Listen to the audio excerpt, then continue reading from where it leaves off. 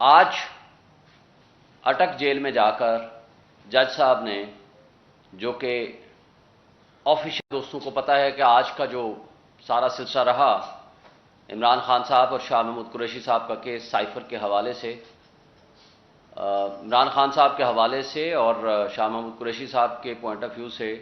جو سائفر کا ایشو ہے اس پہ میں بات کروں گا، اور اس سے ریلیٹڈ جو خان صاحب جیل میں ان کا ٹرائل کا جو سٹارٹ ہوا ہے اس حوالے سے بات ہوگی، اور مختصر الفاظ میں کوشش کروں گا میں اپنی بات ختم کروں۔ آج اٹک جیل میں جا کر جج صاحب نے،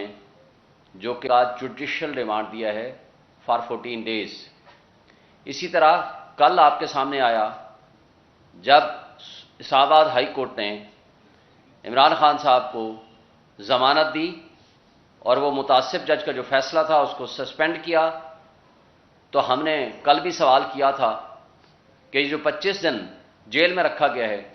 اس کا کون جواب دے گا، اور ہم نے یہ بھی کہا تھا کہ اگر یہ order on the face of it illegal تھا تو پہلے دن کیوں نہیں سسپینڈ کیا گیا، اور اس کے نتیجے میں جو ہمارے باقی کیسز تھے اس کا جو لاس ہوا، اور جس میں سائن صاحب کو ضمانت دی اور وہ متعصب جج کا جو فیصلہ تھا اس کو سسپینڈ کیا، تو ہم نے کل بھی سوال کیا تھا کہ جو 25 دن جیل میں رکھا گیا ہے اس کا کون جواب دے گا، اور ہم نے یہ بھی کہا تھا کہ اگر یہ order on the face of it illegal تھا تو پہلے دن کیوں نہیں سسپینڈ کیا گیا، اور اس کے نتیجے میں جو ہمارے باقی کیسز تھے اس کا جو لاس ہوا، اور جس میں سائفر والا کیس اس میں گرفتاری ڈال دی گئی، اور کل ہی ایک روپکار یا ایک لیٹر سرکولیٹ کرتا رہا سارا دن، وہ لیٹر وہ روپکار ان ڈیٹڈ تھی۔ سیٹلڈ لا یہ ہے کہ جب کوئی ایکیوزڈ پیش نہ ہو before a court of law,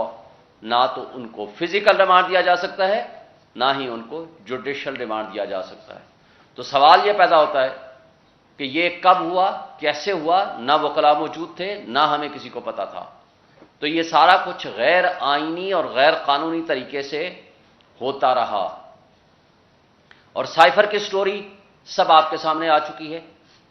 cipher کے آنے کے بعد اس کی ڈی کلاسیفیکیشن کا حکم کیبنٹ نے دیا تھا، اور سائفر جو بیسیکلی ایک تھریٹ تھی،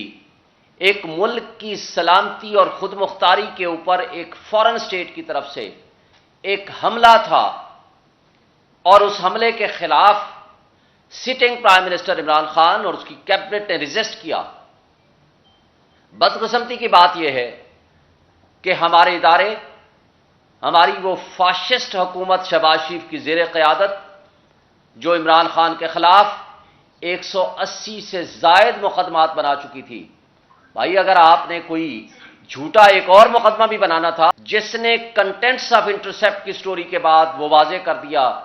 کہ آپ کے ملک کے اندر اتنی بڑی سازش ہوئی،